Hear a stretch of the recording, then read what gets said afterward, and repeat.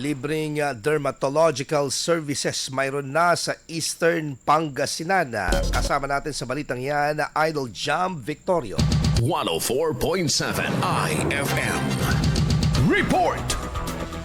Maaari nang magamot ng libre ang problema at kondisyon sa balat sa outpatient department ng isang government-run hospital sa Eastern Pangasinan. Arangkada ito tuwing Martes sa loob ng 4 na oras simula alas 8 ng umaga hanggang alas 12 ng tanghali. Kabilang sa mga kondisyon na tinatanggap gamutin ay alopecia, keloid, psoriasis, herpes, eczema at ilan pang kondisyon sa balat. Walang listahan at tanging walk-in lamang ng mga pasyente ang aasikasuhin pagkatapos masuri ng doktor sa outpatient department. Paalala ng ospital, umiira lang first come first serve basis sa mga libreng medical check-up at services para sa publiko. Kasama mo mula dito sa IFM Neguban, ito si Idol Jam Victorio. Tatak IFM. IFM News. IFM News. IFM.